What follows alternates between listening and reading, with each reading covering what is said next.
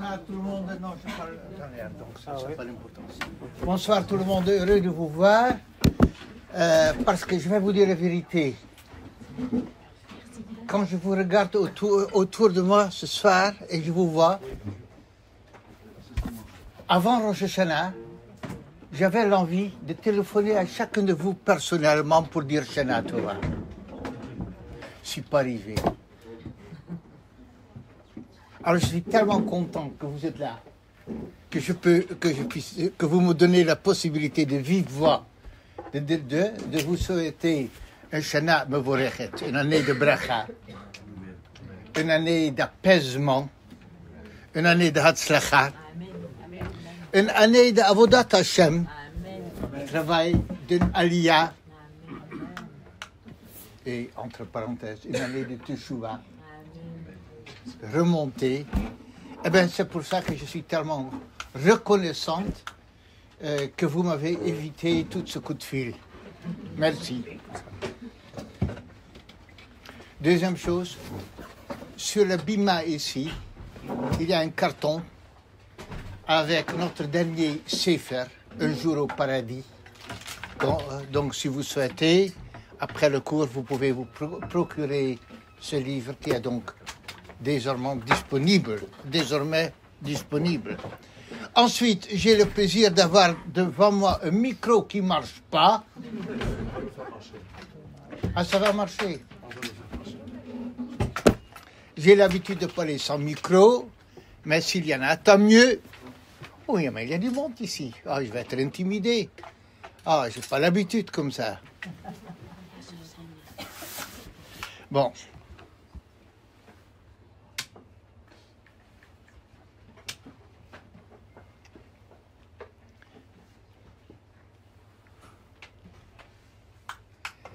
Il faut un ingénieur pour ça. Hein? On fait comme d'habitude. Alors, je fais comme d'habitude. Alors est-ce que dans ce cas... ça marche pas. Je vais vous dire la vérité, je suis content.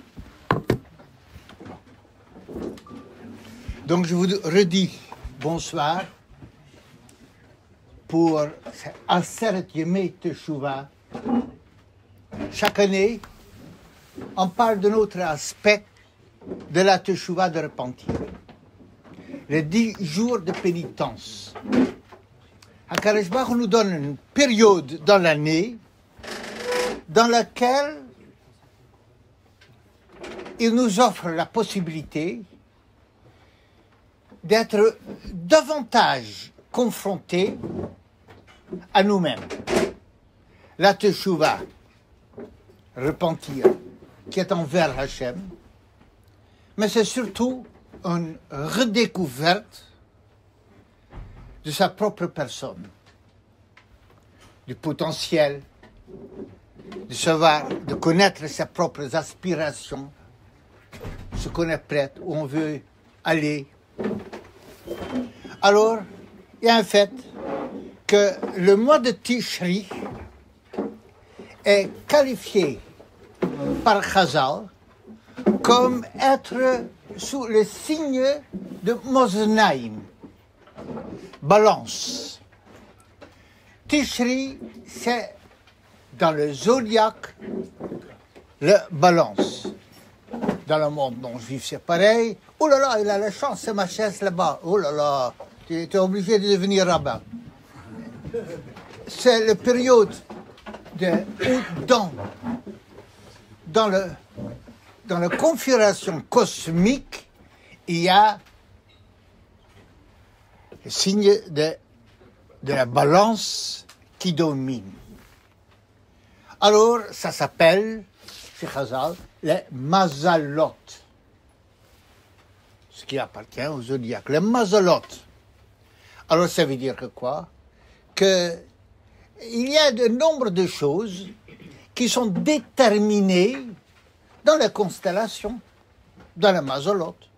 On sait que le soleil, il a une certaine contribution incontournable.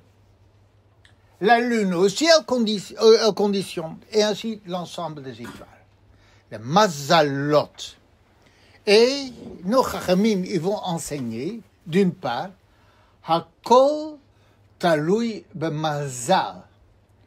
nous traduisons d'habitude Mazal par la chance, mais le Mazal, c'est une constellation de ce qu'il y a à apporter.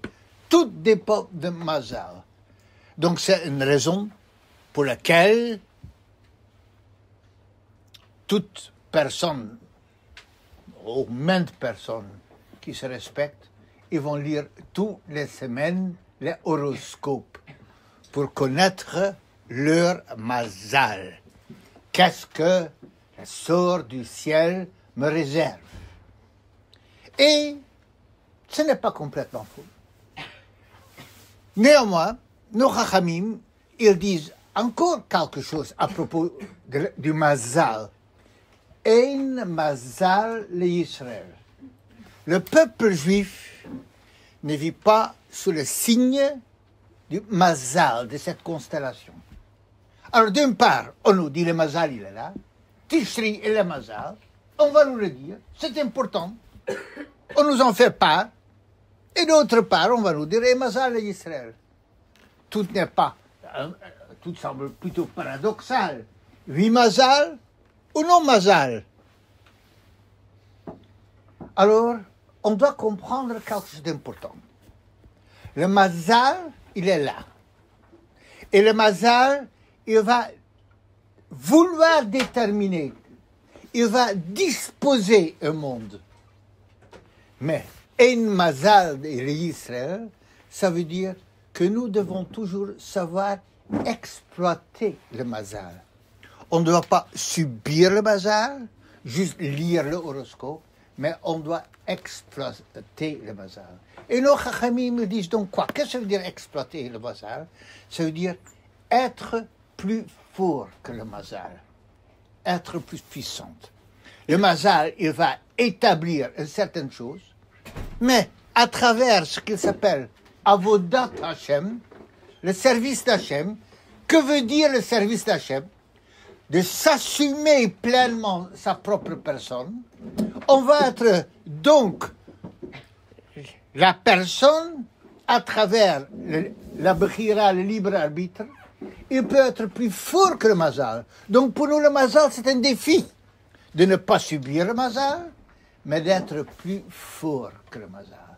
Mais ce Mazal, il est là. Et nous, on est censé de ne pas laisser le monde, de ne pas laisser définir le monde par le Mazal, mais de laisser définir le monde par nos personnes, par notre volonté, par notre investissement, par nos convictions. On ne va pas laisser le monde évoluer de façon aléatoire, de façon comme ça vient, mais c'est nous qui vont définir. Donc il est là le Mazal, on ne peut pas le contourner.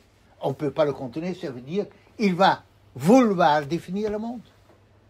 Et le juif, il est censé d'être plus fort que ça, de dépasser le Mazal. Et c'est ça qui veut dire Ein Mazal. Donc Ein Mazal d'Israël, ce n'est pas une détermination qu'on est hors Mazal. C'est un avoda, c'est un investissement. C'est-à-dire, on a la possibilité et le devoir de dépasser le Mazal. C'est à nous de définir qui nous sommes, ce que nous allons faire et comment on va voir le monde.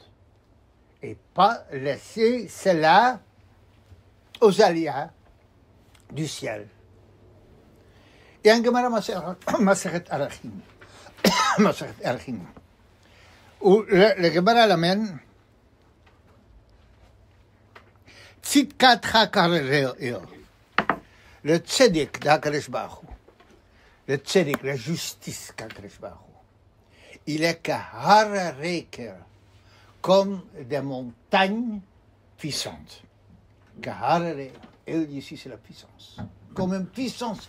Le tzedek, la justice qu'Akadosh Baruch Hu fait dans le monde, est extrêmement puissante. Alors on continue. Mispatecha tohom rabba, le même verset.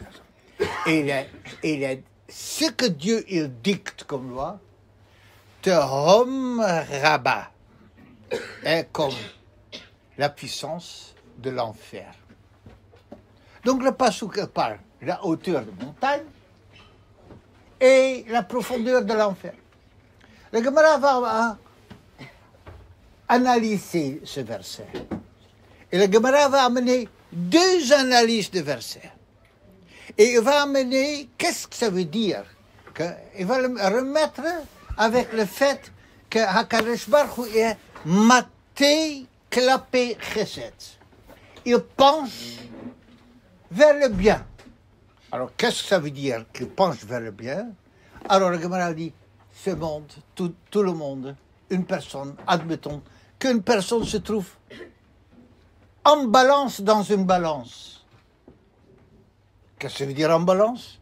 Il a moitié mérite, il a moitié de défaut.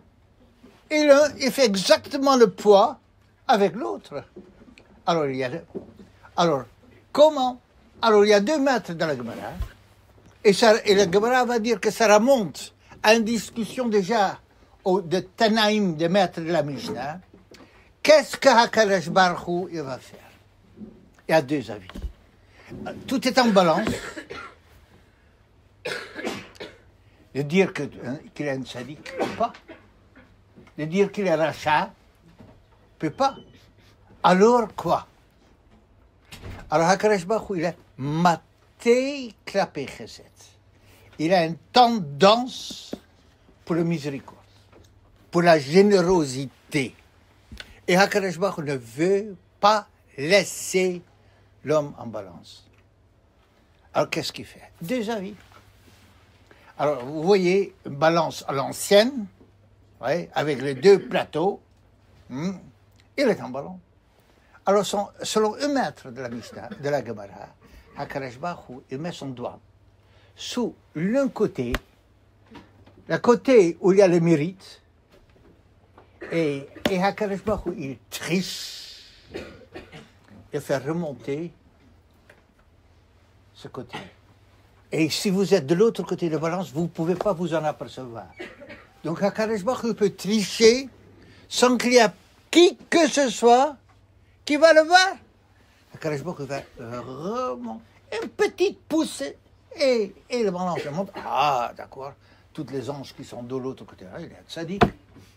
Mais il y a un autre maître, le Gemara dit non, c'est pas ce qu'HaKadosh Baruch Hu fait. Qu'est-ce qu'il fait?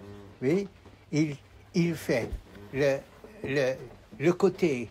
Non, pardon, il fait son doigt sur le mérite, il le fait descendre, que ça devient plus lourde. Les mérites, ils sont plus lourds. Il domine.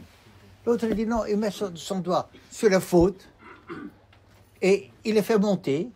Les fautes, ils sont plus légers. Donc, qu'est-ce que c'est? Comment HaKadosh Baruch Hu il triche? Est-ce qu'il va aider? Est-ce qu'il va afficher sa générosité, son amour, son miséricorde, en donner plus de poids au mérite? Ou est-ce qu'il va faire plus de poids et donc faire descendre le plateau de mérite? Ou est-ce qu'il va faire monter les fautes? Alors la faute, il ne pèse pas suffisamment. Donc HaKadosh Baruch Hu, il nous aide à être tzaddik. Mais il y a donc 2 ans. Alors que le maître de la Gemara, il s'arrête sur cela, dans cette image de balance, pour savoir qu'est-ce qu'HaKadosh Baruch Hu. Je trouve ça passionnant. Et comment comprendre ce débat, cette discussion? Si HaKadosh Baruch Hu fait monter, ou s'il fait descendre. S'il touche au mérite, il augmente le volume du mérite, ou s'il fait baisser les fautes. Et qu'est-ce que ça veut dire? Le principe même, qu'HaKadosh Baruch Hu, il a maté klapé chesed, qu'HaKadosh Baruch Hu, il décide de ne pas laisser le balance comme ça, mais d'intervenir d'une façon miséricordieuse. Alors, la première chose que je voulais vous dire, c'est que la balance n'est pas dans le ciel. La balance, il est en nous. La balance, il n'est pas dans le ciel. Ce n'est pas un mazal du ciel. La balance, il se trouve dans l'homme. Je m'explique. On vit dans un monde aujourd'hui troublant. On est dans un monde, les gens ils vivent avec une inquiétude. Ma yolit hayom, qu'est-ce qu'il y aura demain? Et je ne pense pas seulement qu'est-ce qu'il y aura demain en Eretz Israël. Non, on est inquiète, qu'est-ce qu'ils vont devenir mes enfants? Est-ce que mes enfants, je veux être sûr qu'ils vont vivre Torah et Mitzvot? Ou qu'ils ne vont pas faire une folie? Est-ce que je suis sûr que mes enfants qui sont dans une école juive, qu'ils ne fument pas? Fumer, c'est un euphémisme pour ce que ça veut dire. Est-ce que, et on vit, pas seulement dans une inquiétude, on vit avec un stress. On est stressé dans le travail. On est stressé dans la vie conjugale. Et les seuls qui adorent ça, ce sont les psys. Ils bénissent le stress, c'est la source de parnassa, de gagne-pain. Mais on vit avec tant de... Pourquoi est-ce qu'il y a tant de stress dans cette génération où il y a pourtant le Sha'arei Chochma, le portail de la sagesse laïque, ils sont ouverts.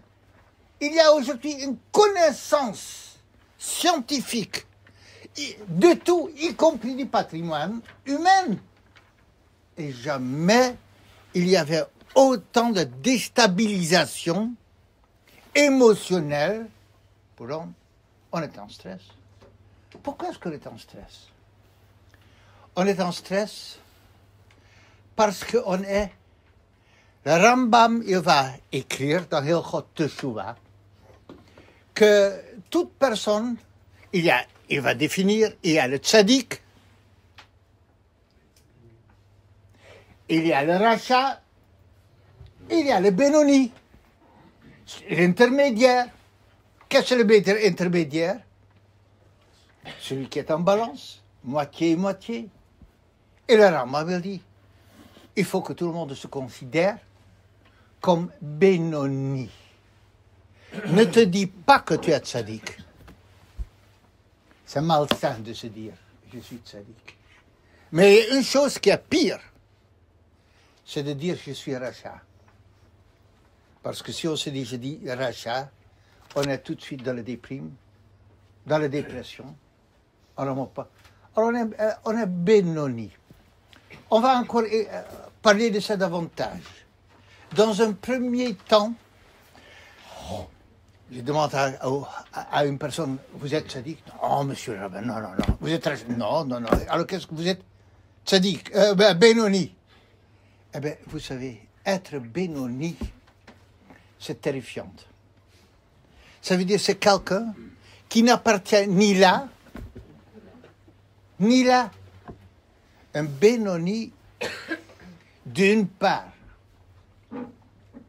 ça veut dire qu'on ne sait pas bien qui on est. Suis-je quelqu'un de bien ou au contraire, je ne le suis pas. Être Benoni, être en balance, c'est déjà un mauvais état. Et quand on est en balance, HaKadosh Baruch Hu ne peut pas, dans son miséricorde, ne peut pas laisser quelqu'un en balance. Parce que quelqu'un qui est en balance, il est en danger. Danger de chuter, de déprimer, de tomber dans une dépression, de plus être capable de remonter, d'être dans une crise identitaire, de voir tout noir. HaKadosh Baruch Hu est obligé d'intervenir. Il ne peut pas le laisser. Le stress de la génération provient du fait que tout le monde, nous tous, nous sommes des bénonymes. On flotte un peu du bien, un peu de mal, et on est entre tout cela, et on ne sait pas très bien quoi faire avec notre vie. Alors voilà le problème. Benoni, la balance, que d'abord on croyait, et c'est vrai que c'est un signe dans le ciel, mais le mazal, il n'est pas dans le ciel. Le ciel, il fait peut-être conditionné à ce qu'on soit des bénonymes. Parce que c'est une loi de stabilité dans le monde.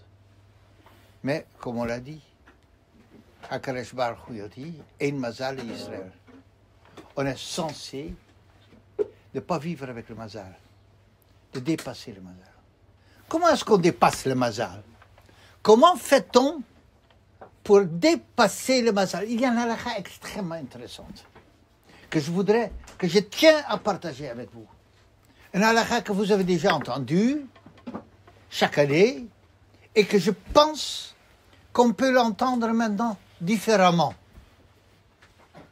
C'est marqué que même celui qui pendant toute l'année ne fait pas attention à pat akoum, au pain d'un boulanger non juif, à Seret Yemei Teshuvah, pendant les 10 jours de pénitence, qu'il fasse très attention de ne pas manger pat akoum. Ça veut dire, tout à coup, on va faire bonne impression et on va aller. Mitzat halacha, après la halacha stricte, si dans un pays, il n'y a pas de boulanger juif, on va chez un boulanger non juif, sur condition qu'on sait qu'il n'y a pas des ingrédients pas cachés. En France, d'une façon générale, la baguette, d'une façon générale, pas toujours, ne pose pas de problème. On peut manger la baguette de non-juif, d'une façon générale. Sachez bien que c'est le seul pays de toute l'Europe. Si vous allez en vacances en Espagne ou en Italie, ne vous trompez pas, vous pouvez acheter aucun pain, sauf avec une surveillance rabbinique. Le seul pays dans toute l'Europe où il y a du pain qui ne pose pas de problème, c'est la France. Mystérieusement. De l'eau, de la farine. Et donc, on peut. Et la halakha va plus loin. Même s'il y a une boulangerie juif, si le pain du non-juif, en qualité, est supérieur au pain juif, on a le droit de l'acheter. C'est marqué explicitement comme ça dans le Shulchan Aruch. Donc, le problème du pain non-juif n'est pas le plus grand problème du monde. On essaie d'avoir du pâte Yisraël, du pain juif, mais c'est pas le... Alors là, la dit, mais même si pendant toute l'année, tu fais pas attention, à Seret Yemei Teshuvah, les 10 jours de pénitence, faites attention. Qu'est-ce que Chachamim veut nous dire par cela? Qu'est-ce qu'ils entendent de nous dire par cela?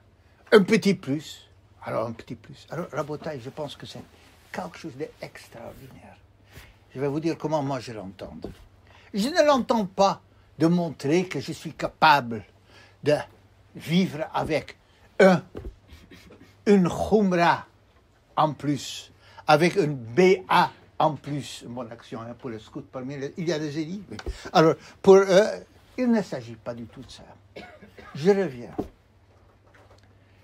On avait dit qu'on est tous des bénonymes, des intermédiaires. Moitié-moitié. Et vous savez, quand on est moitié-moitié, il ne faut qu'une plume pour faire changer la balance.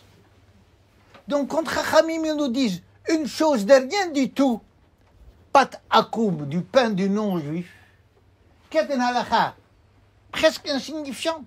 Et c'est exprès qu'ils prennent cette halakha pour nous dire qu'avec un rien, tu peux changer la balance.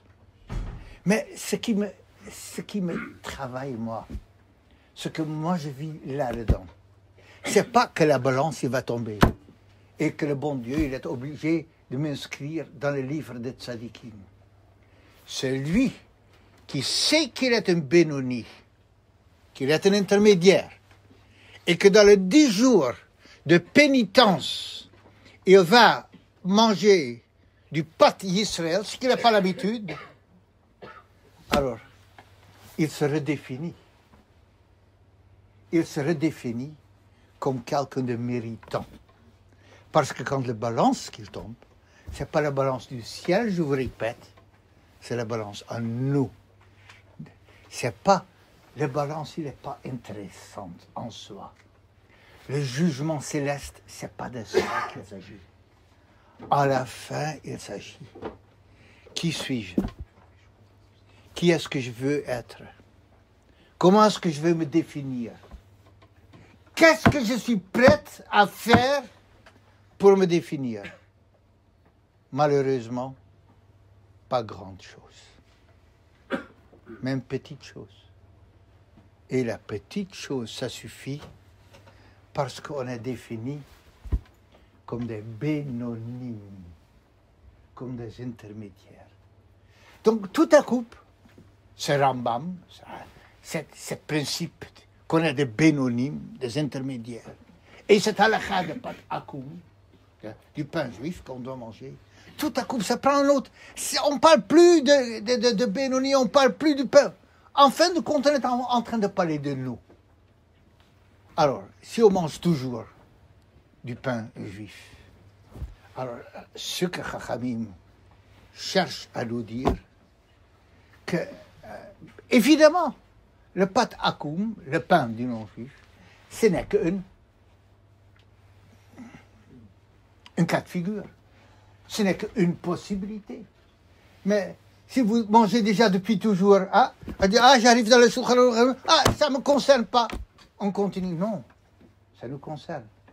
Ce que nos Chachamim ils sont en train de nous dire, fais attention à une chose supplémentaire pendant les 10 jours de pénitence. Que quoi? De chambouler complètement ma vie. De devenir, on pourrait dire, 10 jours de pénitence. Tout à coup, je vais laisser pousser mes péotes, je vais laisser ma barbe, je vais mettre un chapeau, un costume, et je vais jeûner tout le... La malo, si vous faites-le, mais on n'en est pas capable. Soudainement, je vais me couvrir la tête complètement et je vais faire ci. La vie, c'est pas tout ou rien. Et la vie ne tient pas aux grandes choses. En pluriel, aux grandes choses. La vie, puisqu'on est des bénonymes, ça tient aux petites choses. Et ce qui importe, c'est que dans les 10 jours de pénitence, je fasse attention à une petite chose supplémentaire. On a le droit de faire plus. Ne dites pas que Rav Yeshua a dit on n'a pas le droit de faire plus. Hein? Surtout, ne dites pas c'est grave si... Non. C'est pas ça. Mais si on ne fait pas une petite chose, alors oui, ça c'est qui est grave. Et ça c'est le halakha du pat akoum. Combien de sagesse nos chachamim, nos sages, nous communiquent par cette halakha, je trouve c'est ce qui est extraordinaire, et je le répète, c'est on est en train de parler, pas de Shulchan Aruch, pas de la Gemara, pas de nos sages, pas de ce qu'on fait, mais de ce qu'on est, et de ce qu'on est capable d'être. Qu'est-ce qu'on est capable?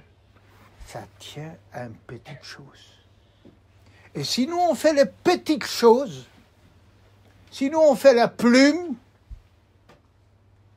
parce que pour quelqu'un il dit j'ai pas l'habitude de manger toujours, je mange des boîtes de conserve, ouais, même si c'est il y a un éther que tout ça c'est bizarre. Alors mais pas pendant les 10 jours. Chacun va trouver une chose. Et si on trouve cette une petite chose, qui est tellement petite, que presque ça ne fait pas le poids, Akadosh Baruch Hu dit, vous avez fait le geste, moi aussi je fais le geste. Et il va ou monter ou descendre la balance. Et la vie qui va changer. Et Akadosh Baruch Hu nous dit, voilà comment je vous vois. Pourquoi? Parce que on a ajouté à notre conduite une plume. Quelque chose qui presque ne peut pas faire une différence. Tellement c'est insignifiant, entre guillemets, comme halakha. Mais avec ça, j'ai montré que je fais quelque chose.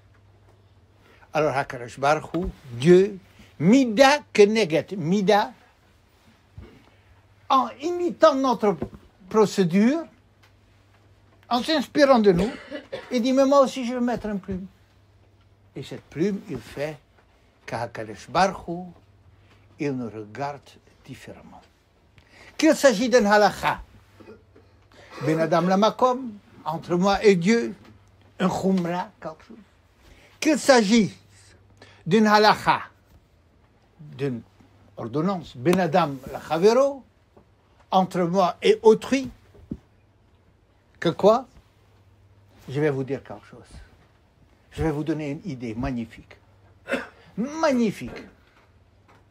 Que pendant Aseret Yemei Teshuvah, on ne parle pas de la shonara. C'est facile, non? Ouais. Ça frôle l'impossible. C'est pas une plume. C'est du plomb. Qui en est capable? Quand le Chafetz Chaim, à Kadosh, il a écrit son Sefer, Chafetz Chaim, avec le halachot de la shonara, il n'y avait personne qui avait encore fait une compilation complète comme lui l'avait fait. Il avait fini son œuvre. Il a téléchargé un nombre de gedolim, de grands rabbanim. Et comme c'est l'usage, il a demandé des haskamot, des avals, par écrit, par le grand maître, sur son œuvre, avant de l'éditer. Beaucoup de maîtres l'ont refusé. Pourquoi ils l'ont refusé? Ils ont dit, écoute, Imba arazim nafla shal hevet, ma yagido ezove hakir. Si, ba'arazim, dans les cèdres du Liban, le feu s'est répandu, ma yagido, la petite plante montante contre le mur, qu'est-ce qu'il va dire? Si le grand ne tient pas, il dit déjà nous-mêmes, il dit, dans la halakha de la shonara, on ne se retrouve pas. Alors tu veux donner ça à tout le peuple? On ne peut pas. Alors moi je dis souvent la chose suivante. Un plume on est capable. Disons que le repas de midi, combien de temps ça prend? Ça dépend, en semaine. Ouais, combien de temps? Au Shabbat. Oui. Le repas de midi, ça prend 20 minutes. Ouais, plus, moins, 20 minutes. Alors pendant un certain Teshuvah, ou le repas du soir, pendant le repas de midi, dans la famille, rigoureusement, on ne parle pas de la shonara. 20 minutes. Ça, on est capable. Ça, on est capable. Mais c'est une plume. Mais une plume, on vient d'apprendre, on vient de voir la puissance d'une plume. Il faut faire très attention de ne pas s'engager à des choses trop grandes qu'on ne va pas respecter. Oui, mais j'ai essayé, mais ça ne marchait pas. Il faut s'engager à des choses dont on est capable. Alors, il y a des personnes ici, peut-être, qui, à midi, ils ont l'habitude, le soir, ils sont en famille, et à midi, ils sont tous seuls. Je dis, je m'engage pour midi.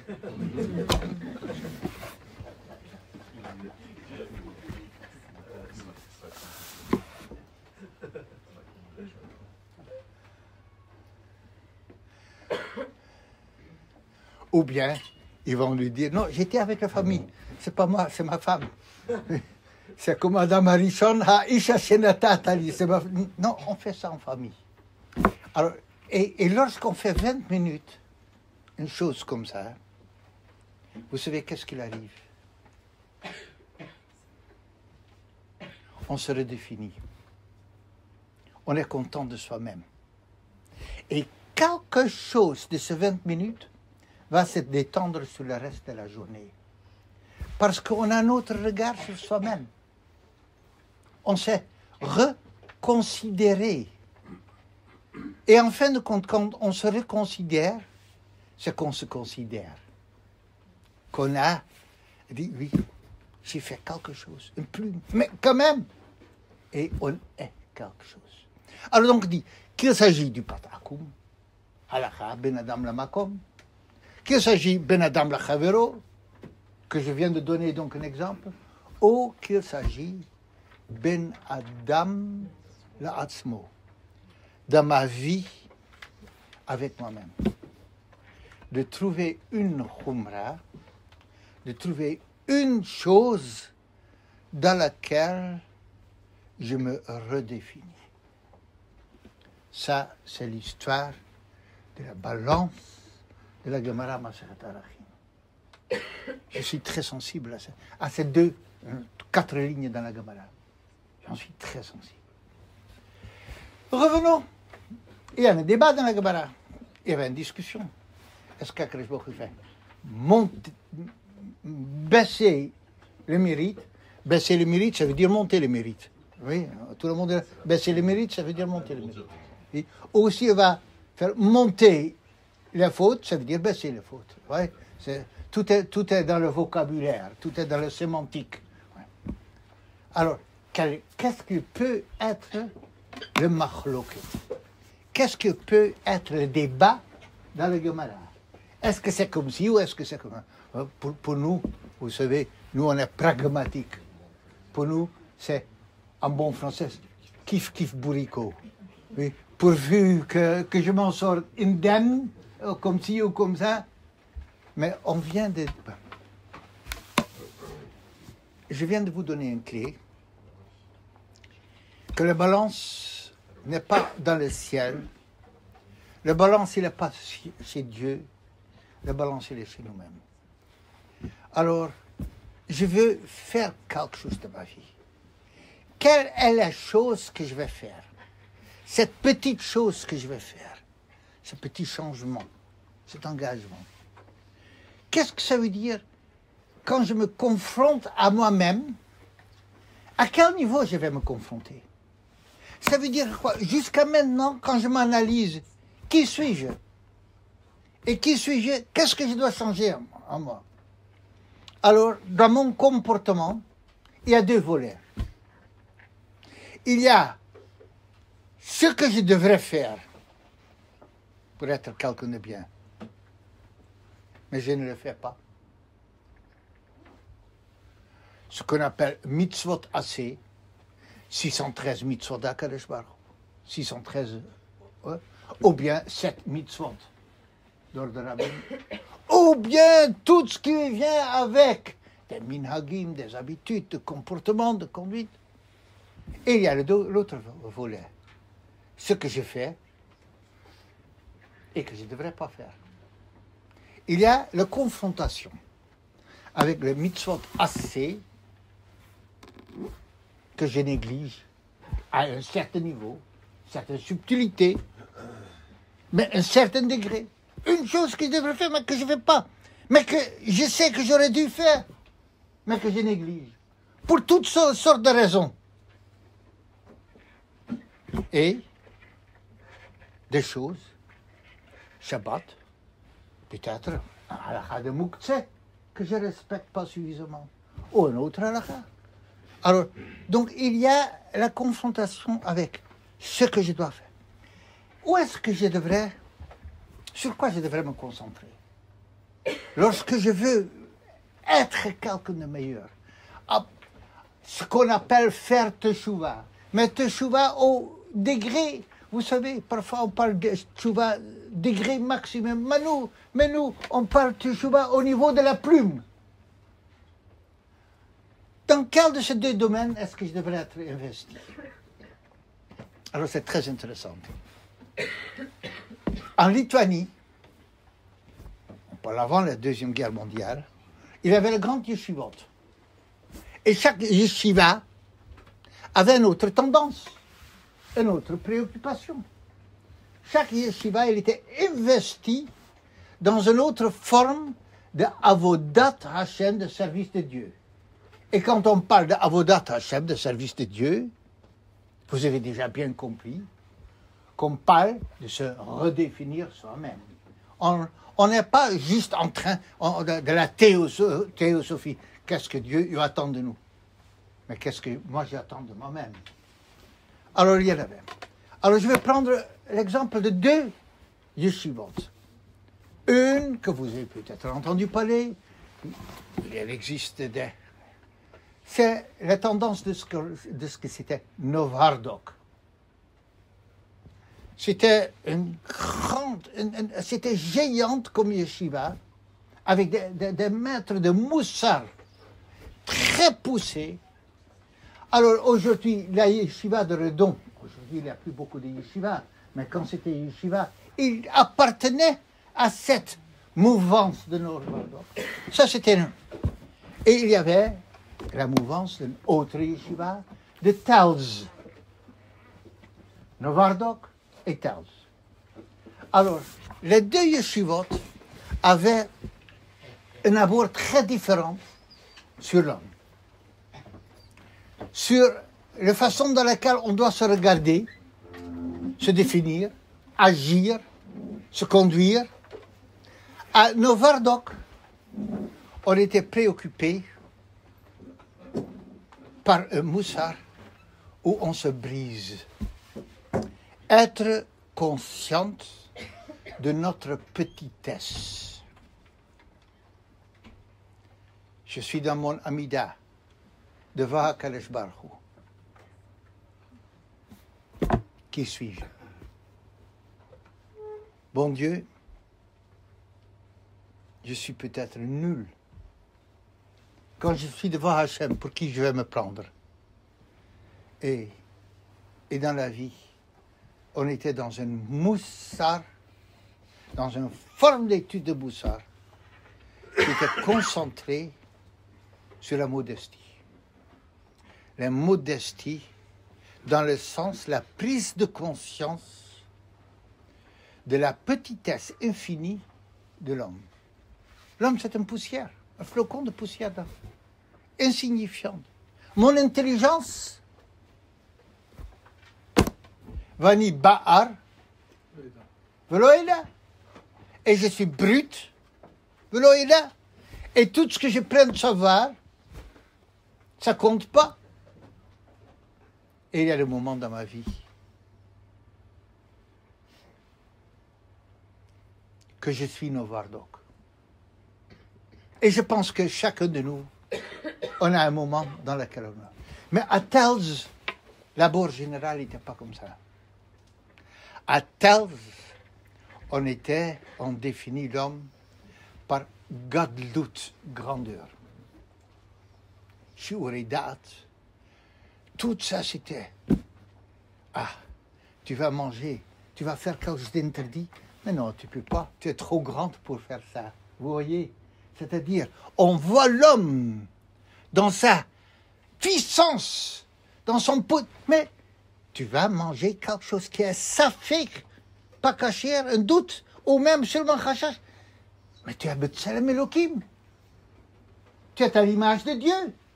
Est-ce qu'à l'image de Dieu, tu peux faire quelque chose sur lequel il y a le moindre doute, aussi éloigné que ce doute soit?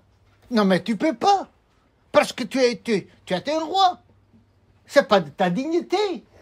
Je peux pas faire quelque chose de douteux. Pourquoi? Parce qu'on est grande. Novardok et Telz. Est-ce qu'on parle? Et je vous cache pas qu'il y a des moments dans lesquels je suis Telz. Lorsque je regarde le monde environnant, lorsque je vois la décadence dans le monde autour de moi, ça me motive de m'assumer et de dire, j'appartiens pas à ce monde. Il y a des choses que je ne peux pas faire. Tselem Elohim, on est à l'image d'Hachem, on est géante, on est Béné Melachim, on appartient à la royauté. Alors il y a un et il y a l'autre. À un autre niveau, à Novardok, on était, et vous comprenez que c'est lié, on était très occupés, préoccupés par les interdits. Ma petitesse, ne fais pas ça, tu peux pas faire ça. Parce que la petitesse, oui, non, oui. Tandis qu'à Tels, on était préoccupés par les aspirations de grandeur. D'une certaine manière, on pourrait dire que l'attitude de Novardok était centrée autour de l'Ota-Assez, les interdits. Et à Tels, autour de Mitzvot Assez, ce qui va nous pousser vers le haut. Mais il y avait un débat entre les deux écoles. Chez les Juifs, jamais quelque chose se passe gentiment. C'est ennuyeux si c'est gentil. Il faut qu'on se dispute pour que ce soit intéressant. Eh bien, on a trouvé à se disputer. D'accord. Alors, à Tels, on reprochait à Novardok, misérable de vous. D'accord. Il dit, alors nous, il y a une casserole, et dans notre casserole, on a des aspirations. On va mettre les mets. Qu'est-ce qu'on va mettre? On va pas manger des choses très sérieuses, mais on va manger les mets le plus royal possible. On va être dans le positif. On va manger seulement la viande mahadrim qu'on veut mettre dedans. Kasher, souk alef, chalak, kasher, bet Yosef, et encore quelques khumrot, toutes les khumrot qu'on peut trouver. C'est pas difficile. Alors, donc, et vous, regarde ce qu'il y a dans la casserole. À Novardok, il disait à Tels, oui, mais si vous n'avez pas cachérisé votre casserole, alors tout ce que vous mettez dedans, ça reste trif. Est-ce qu'il s'agit de cachériser notre neshama, notre casserole? Mais c'est ingrat de faire ça. Et si on que bol-o, car polto, et il faut le cachériser de la même manière. Donc, si le trèfle est entré de façon brûlante, il faut le faire sortir de façon brûlante. Alors, c'est pas drôle. Alors, c'est beaucoup plus drôle d'avoir des aspirations de grandeur. À partir de maintenant, j'achète seulement la viande madrine. Mais est-ce qu'il faut être préoccupé par les interdits, ou est-ce qu'il faut être préoccupé par le mitzvah? Il n'y a pas de réponse facile. Alors, évidemment, qu'à Nova, on va le redéfinir. Qu'à Novardok, on était d'accord qu'il faut aspirer à cette notion de grandeur. Mais il dit, mais quelle est la flamme à moi? Comment je me motive? Quelle est la démarche? Il dit, étape par étape, et je dois commencer par éliminer ce qui n'est pas bien, avec la perspective d'arriver à quelque chose de grand. Et si à Tels, on avait cette idée de grandeur, oui, mais cette idée de grandeur va quand même dire qu'un jour, oh là là, il faut quand même que je cachérise la casserole maintenant. Je ne peux pas continuer comme ça. Donc il n'y a rien qui est linéaire. Il n'y a rien qui est si simple. tout est, évidemment, l'un il est d'accord avec les uns avec les autres avec les uns. La question c'est, par quoi est-ce qu'on commence, de quelle manière? Donc, dans le fond de la question, on pourrait dire qu'il s'agit d'une question beaucoup plus profonde, sauf d'avoir chez la dame le fond de l'être. Quelle est la psychologie humaine? Quelle est la métaphysique humaine qui me fait agir? Est-ce que ma métaphysique, il commence par les interdits, par le sourd-mera, dans la chronologie, ou est-ce que ma métaphysique, il commence par mes aspirations, par la acétone? Alors, je voudrais relire ça dans la Gemara. Hakadosh Baruch Hu, il a dit, je vais monter la balance vers le mitzvot, vers le haut. Il est préoccupé par le positif. Mais c'était la démarche de Tels. Ou bien, non, je vais baisser, je vais monter les fautes, la balance de mitzvot en bas. Bon, là, c'est trop compliqué. Même pour eux, c'est de la mathématique, c'est impossible, d'accord. Oh, non, je vais faire monter les fautes, oui, d'accord. On est préoccupé par le sourd-mera, par tout ce qui est négatif. Donc, en fin de compte, les deux avis, je peux le relire ici dans le Gemara et de dire, mais c'est ça qu'Hakadosh Baruch Hu. Et qu'est-ce qu'Hakadosh Baruch Hu fait? Parce que dans le Gemara, ce n'est pas conclu. Et dans le Rambam, ce n'est pas marqué. Le Rambam ne cite pas cette Gemara. Et on ne dit pas qu'est-ce qu'Hakadosh Baruch Hu fait. Vous voulez savoir qu'est-ce qu'Hakadosh Baruch Hu? Moi, je le sais. Ouais. Cette nuit, je l'ai rêvé. J'ai eu une prophétie cette nuit, on m'a éclairé.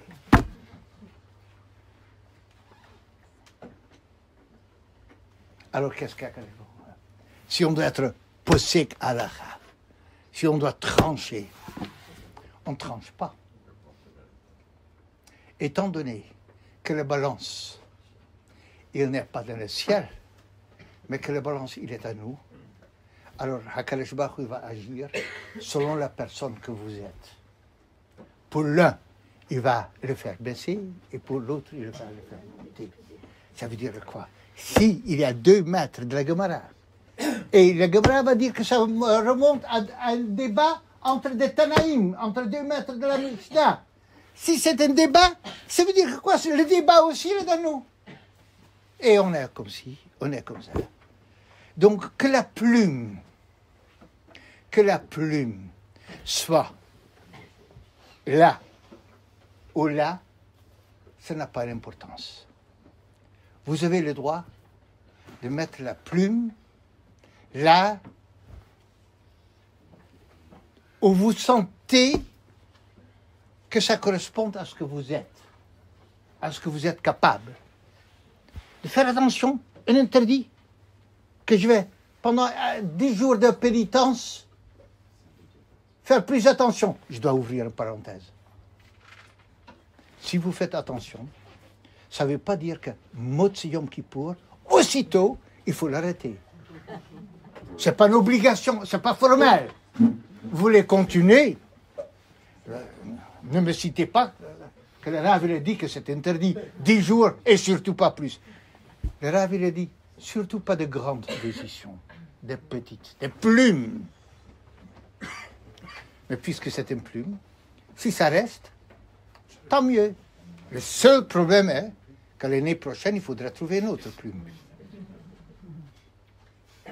Alors donc, selon la personne que je suis, la plume que je vais mettre, et c'est ce qu'Hakadosh Baruch Hu, il dit que tout est dans la petite chose. C'est ce qu'il nous demande. Aser Yemei Teshuvah. Nous sommes des bénonymes. On est dans le sens, et si quelqu'un il fait une petite chose, c'est parfaitement concevable qu'il va avoir moins de stress, moins d'inquiétude. qu'il y a une psychothérapie comme effet secondaire, pas comme finalité, mais comme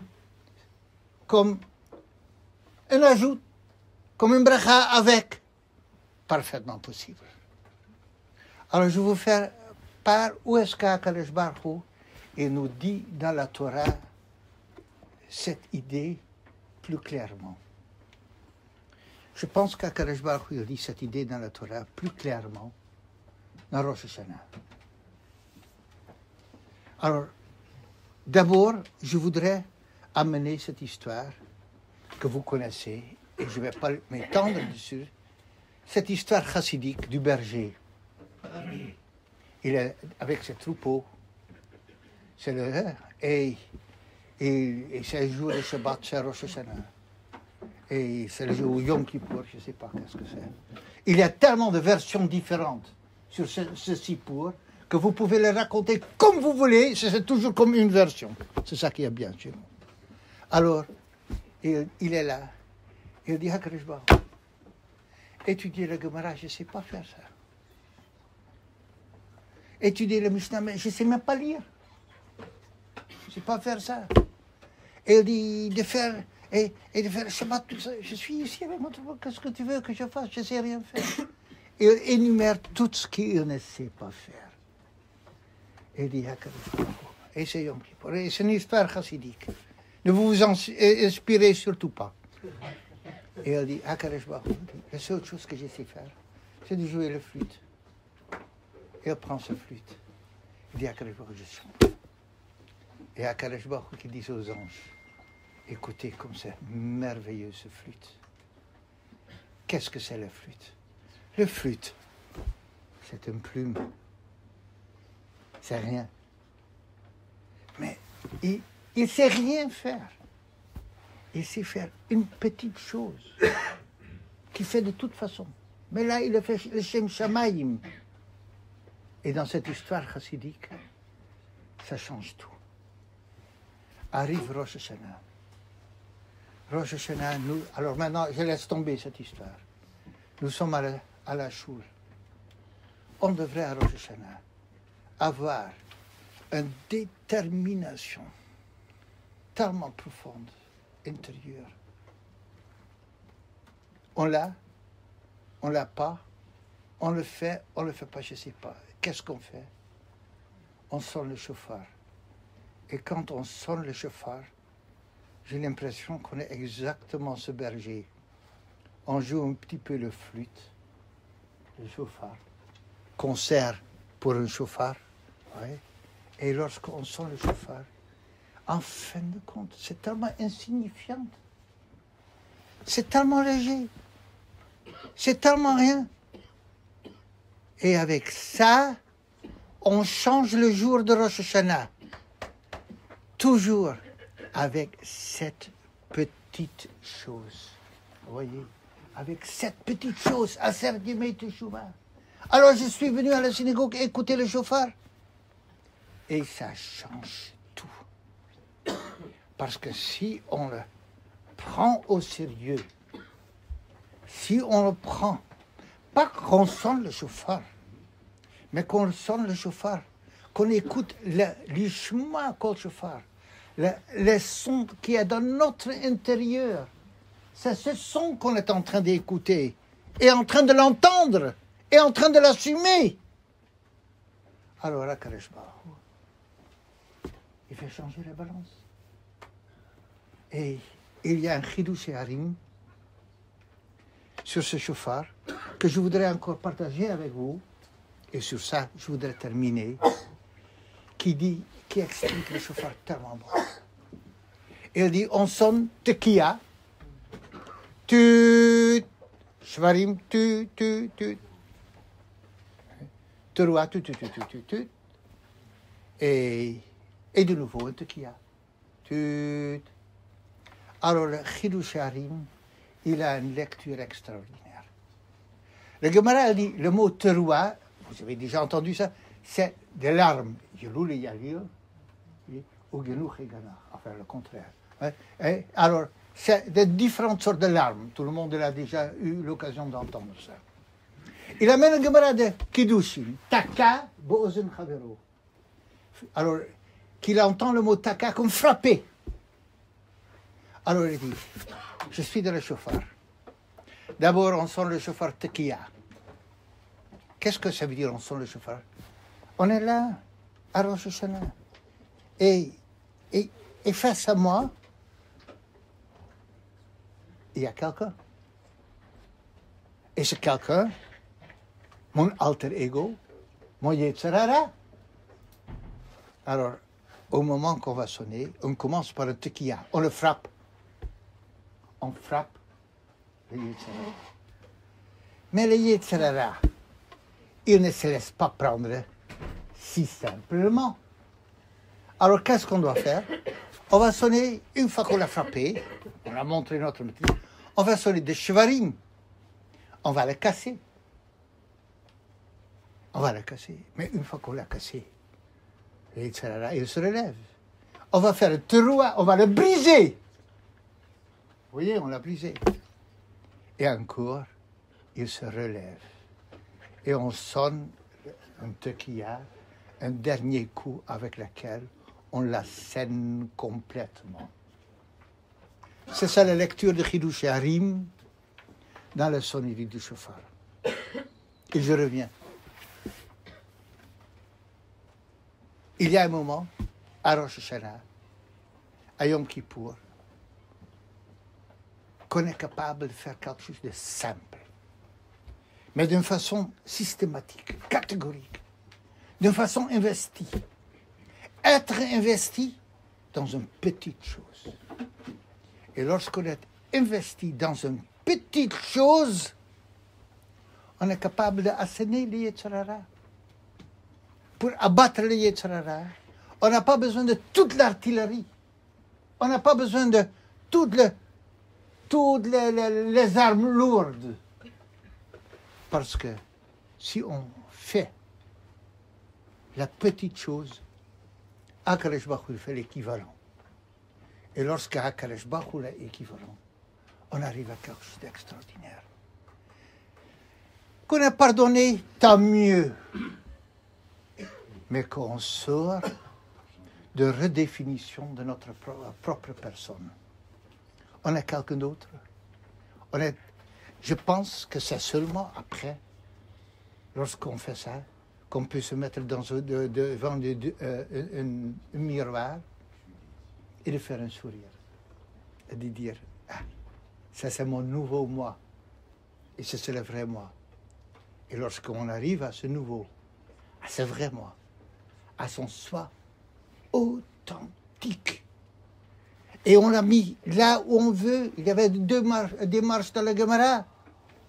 À ce moment-là, on a envie, avec un apaisement intérieur. On vit pas avec un bracha. On vit dans la bracha. Qu'Akadosh Baruch Hu accorde à chacun de nous la sagesse, la volonté de nous redéfinir de sorte à ce qu'on puisse avoir un bracha. Sur le plan individuel, pour le clan d'Israël, pour le peuple juif, que ce soit une année d'apaisement. Tous les jours, on invite Palel pour que ceux qui sont encore en captivité, qu'ils puissent sortir vivants et relativement en bonne santé. Qu'Akadosh Baruch Hu nous donne un apaisement de tout, hein, par rapport à tout l'antisémitisme qu'il y a dans le monde. Mais on doit savoir que notre lutte n'est pas avec les antisémites. Le fond de notre lutte doit toujours rester la lutte avec ce qu'il y a à l'intérieur de nous-mêmes. Si on gagne, alors on est dans un apaisement. Rabbi Hanania ben Akash Omer Ratzak Resh Bachrosekot Israël Fichach Irbalem Torah Mitzvot שנאמר על בני חפץ שמיים צדקו, נפיל תורה אליה אדוע. נקרא להתקדש שמי רבה, בעולמד יברך ירמותי וימליך מלכותי ויצמח חוקני ויקרב וחיי יום יכול וחיי לכל בית ישראל בהגלה בזמן קריב אמרו אמן. מי על מיה יתברך ישתבח ויתפאר ויתרומם ויתנשא, תדר ויתעלה ויתעלה, שמי דקודשה בנפשו. רגילה מן כל ברכתה, שירתה, תושבחתה ונחמתה, דע אמירן ונעמה במרומם. על ישראל ועל רבנן ועל תלמידיון ועל כל תלמידיון ביד וינו יעסקים בוראי כקדישתה. מבטרה דין מדוחלתר ואתר אילנו הון חום שלם אחינה חיסדה. חי אריכם זוני רבי חברחמי. מן קודם אלוהה מראה שמיה ורניה במרומם. היי שלמה רבה מן שמיה. חיים וצבא משוגע ונחמה ושזבה. ורפואה וגבורה סליחה וכפרה ורווח והצלה. ואז שלום וישראל במרומם ועושה שלום במרומיו. וברחמת יעשה שלום עלינו ועל כל עמו ישראל במרומם. רבותיי, je vous rappelle, ça me fait plaisir pour tout. Il y a le Sefer, le nouveau Sefer sur le paradis, un jour au Gan Eden, qui est à la disposition. Je vous remercie.